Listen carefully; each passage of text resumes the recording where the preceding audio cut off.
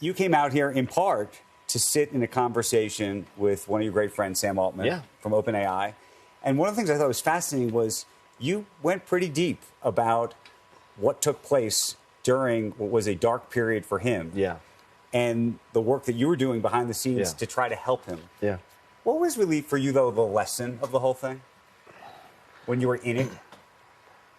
I think that there's an old saying, the absence of information is filled with dirt.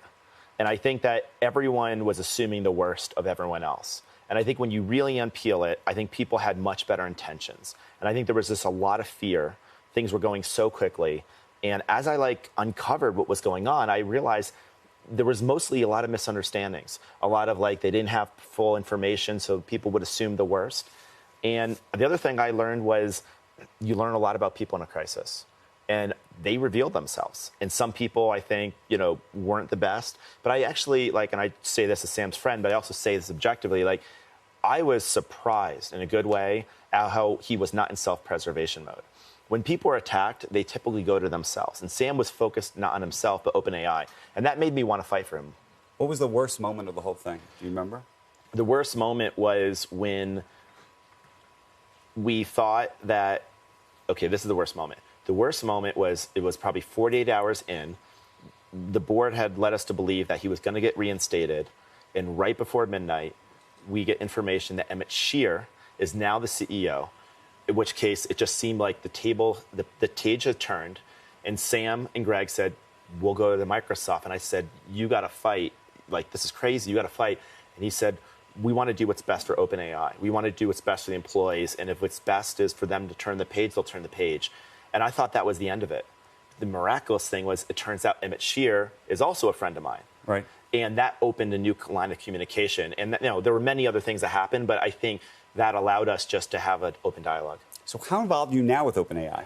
I'm involved to the extent that Sam needs advice, and I try to help him in areas, anything that's not core technology. If he has a question, I'm available. Right. So what are those things?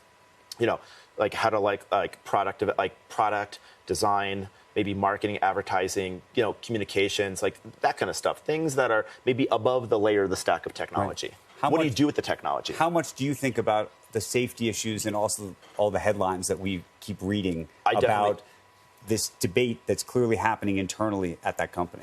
I definitely think about it, but I'm, to be clear, not involved in the company officially, so I am not inside the inner mechanisms. But I'm mostly focusing on giving him advice on how do you manage an organization? How do you make sure you instill trust?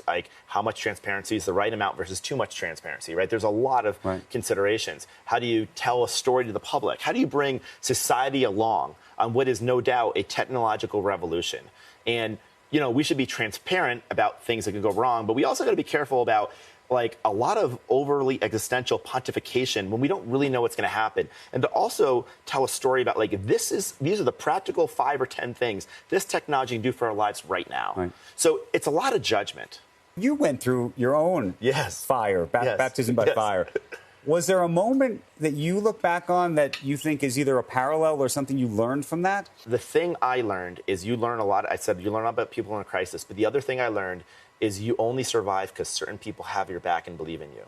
And when the crisis happened, my co-founders, my board, totally had my back.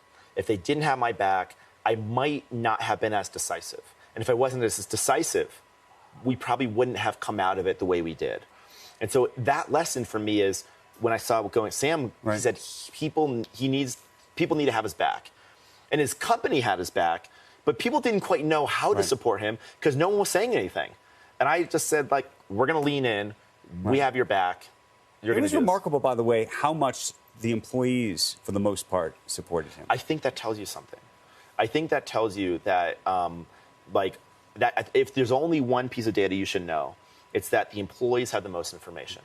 And in that moment, I think they rose up and they said, this is what we want to do. We'd rather be with Sam somewhere else than with OpenAI without him. Let's talk about Airbnb, but let's talk about it in the context of AI. You can't go anywhere here without talking about AI. Yeah. When are we going to see AI built in a real way into applications in Airbnb, but also applications across the board? It's 100% great question. Over the next 2 years. So I think one of the observations I've made is ChatGPT came out basically like 18, 19 months ago. And I think we all had this feeling like there's a revolution and it's going to happen. And funny enough, you pick up your phone, look at every app on your home screen, and they're almost exactly the same. So AI hasn't actually changed our daily life. It's captured imagination, a little bit of our fear, but hasn't changed our app.